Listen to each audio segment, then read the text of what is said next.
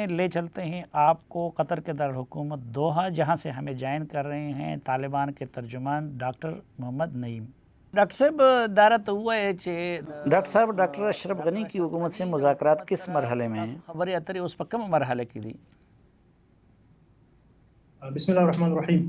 تاسو اوریدونکو ته آپ کو اور آپ کے تمام سامعین اور پاکستانیوں کو سلام۔ جیسا کہ آپ کے علم میں ہے کہ عید کے دوسرے دن ہم نے اعلان کیا تھا کہ ہم مذاکرات کے لیے تیار ہیں۔ ہم نے مذاکراتی ٹیم تشکیل دے دی۔ ہم ابھی بھی انتظار میں ہیں، لیکن دوسری طرف سے تاخیر ہو رہی ہے اور وہاں سے مذاکراتی وفد بھی مکمل نہیں ہو پا رہا۔ کچھ دن قبل ان کی ٹیم کے سربراہ تشریف لائے تھے اور ہمارے مشران سے بات چیت بھی ہوئی تھی۔ اس بات چیت میں اس بات پر اتفاق ہوا تھا کہ مذاکرات کو تیزی سے آگے بڑھایا جائے گا۔ اس کے بعد ہم ابھی ان کی طرف دیکھ رہے ہیں۔ ہماری طرف سے کوئی رکاوٹ، کوئی مشکل نہیں۔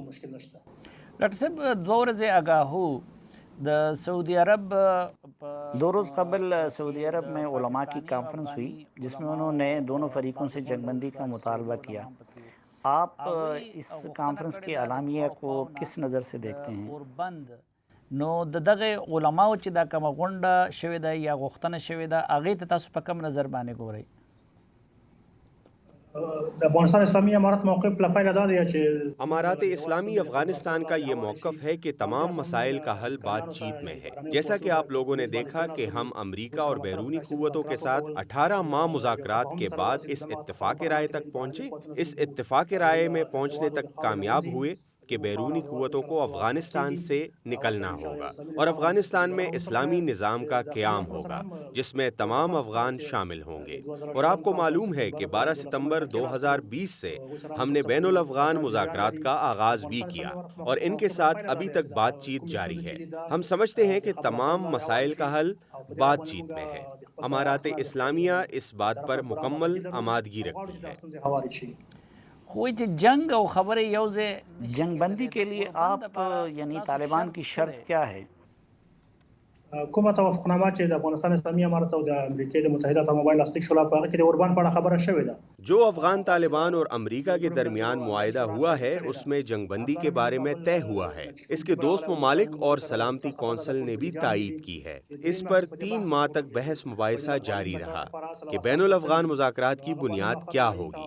یہ طے ہوا تھا کہ دوحہ امن معاہدے کو ہی بین الافغان مذاکرات کی بنیاد بنایا جائے گا۔ جنگ بندی وہاں ہوتی ہے جہاں باہمی رضامندی شامل ہو، اور جب تک ہم دونوں فریقین کسی باہمی رضامندی پر نہیں پہنچتے تب تک یہ مشکلات رہیں گی، اور ہماری یہی کوشش ہے کہ ہم اتفاق رائے تک پہنچ جائیں اور مسائل حل ہوں۔ هغه پورې مشکلات نه سره حل کیږي، نو زموږ هیله دا ده او دا مو کوشش دی چې څنګه کولی شو یو تفاهم رامنځته شي او په نتیجه کې ټولې ستونزې هوارې شي۔ خو ځینې خلک دا خبره کوي چې د امریکایي امریکہ اور نیٹو افواج کے انخلا کے بعد اب آپ کی جنگ صرف افغانوں سے ہو رہی ہے، تو کیا یہ ایک بڑی تعجب کی بات نہیں ہے کہ غیر ملکی افواج تو نکل گئیں اور اب افغانوں سے لڑیں گے؟ افغان عوام کے مخالف جنگ بالکل ایک تعجب کی بات ہے، لیکن 20 سال قبل جب بیرونی افواج نے امارات اسلامیہ افغانستان پر جارحیت کی تو انہوں نے ایسے ادارے تشکیل دیے جو کہ آج ہمارے خلاف نبردآزما ہیں۔ انہوں نے ہمارے اوپر بمباری کی، عام بستیوں کو نشانہ بنایا، بچوں، عورتوں، نوجوانوں کو شہید کیا، اور وہ سب بھی افغان تھے۔ بالکل اس میں افغان شہید ہو رہے تھے، اور تعجب کی بات یہ ہے کہ جو اس طرف سے لڑ رہے تھے وہ بھی افغان تھے، اور وہ بیرونی قوتوں کے ساتھ اپنے افغان عوام کے خلاف برسر پیکار ہیں اور آج تک عوام پر بمباریاں کر رہے ہیں۔ ہم چاہتے ہیں کہ اس مسئلے کا اتفاق رائے سے حل نکال لیں۔ آپ جانتے ہیں کہ جنگ کا آغاز ہماری طرف سے نہیں ہوا تھا اور مسائل ایک دم سے حل نہیں ہوتے۔ سب سے پہلے ہماری یہی کوشش تھی کہ بیرونی قوتوں کو افغانستان سے نکالا جائے۔ آپ جانتے ہیں کہ معاہدے سے قبل کیا حالات تھے اور آج کیا حالات ہیں۔ امارات اسلامیہ افغانستان نے اس سلسلے میں اپنا کردار ادا کیا ہے، اور اب ہم چاہتے ہیں کہ جو جھگڑا باقی رہ گیا ہے اس کا بھی بات چیت سے حل نکالا جائے۔ اور آپ جانتے ہیں کہ کابل کا عسکری ادارہ بار بار حملے کر رہا ہے اور بیرونی قوتوں کے ساتھ کھڑا ہے، اور بیرونی طاقتیں دولتیں انہیں اسلحہ اور دیگر امداد فراہم کر رہی ہیں۔ یہ مدد کس کے خلاف ہے؟ یہ مدد افغانوں کے خلاف دی جا رہی ہے، کیونکہ وہ افغانوں کے خلاف ہی لڑ رہے ہیں۔ یہ بات تعجب کی ہے کہ بیرونی طاقتوں کے ساتھ مل کر اپنے افغانوں کو قتل کیا جا رہا ہے۔ ډاکټر صاحب د ترکیې چې کومه غونډه ده ترکی کانفرنس میں پہلے آپ لوگوں نے شرکت سے انکار کیا تھا، اب کیا آپ لوگ شرکت کریں گے، اور اگر کریں گے تو اس کے لیے کیا شرائط ہیں؟ او کنه د هغې دپاره کوم شرایط تاسو ایښودي دي؟ د افغانستان اسلامي امارت موقف دا دی چې مونږ هر هغه هڅه امارات اسلامیہ کا یہ موقف ہے کہ وہ کوشش جو افغانستان کے امن کے لیے ہو اور مؤثر ہو، ہم نے اس پر ہمیشہ لبیک کہا ہے اور شرکت بھی کی ہے، جیسے کہ فرانس، جاپان، ماسکو کانفرنسز میں شرکت کی۔ کسی بھی طرف سے امن کی کوئی بھی کوشش ہوئی ہے اس میں ہم شریک رہے ہیں۔ جب ترکی میں کانفرنس کے حوالے سے خبریں آنا شروع ہوئیں تو اس وقت ہمیں علم نہیں تھا کہ وہاں کیا ہو رہا ہے۔ پھر جب ہم ترک حکومت کے عہدیداروں سے ملے اور ہمارے ساتھ معلومات کا تبادلہ کیا گیا، اب امارات اسلامیہ افغانستان جو کہ افغان عوام کی اصل نمائندہ ہے، وہ یہ حق رکھتی ہے کہ اپنے لوگوں کو اعتماد میں لے کر کوئی بھی فیصلہ کرے، اور ہم ہر اس کوشش میں شرکت کے لیے تیار ہیں جو افغانستان میں امن کے لیے ہو۔ مبالغې په جریان کې ټول خبر ورسره شریک شي. اوس هم موږ هر هڅه چې هغه د هیواد د ستونزو په هواري کې موثره واقع کېدلی شي، هغه د هر چا لخوا وي او موږ سره په جریان کې شو، معلومات له موږ سره شریک شي، په هغه اړه باندې موږ کومه ستونزه نه لرو.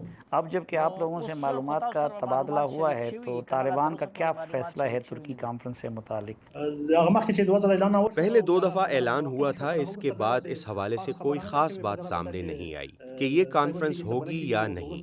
اب جب اس حوالے سے کوئی بات سامنے آئے گی تو ہم اس وقت اپنا موقف دیں گے۔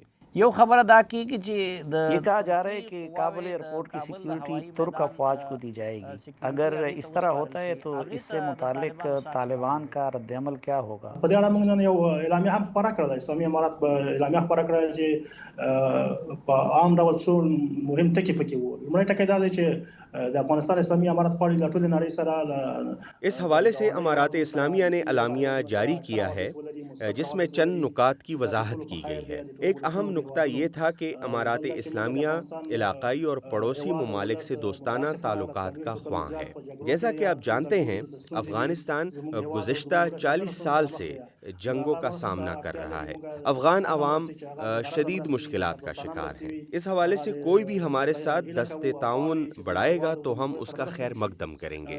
وہ تعاون بغیر کسی لالچ کے ہو، دوستی کی بنیاد پر ہو، اور جس کا مقصد افغان عوام کی فلاح و بہبود ہو، اس کو ہم خوش آمدید کہیں گے۔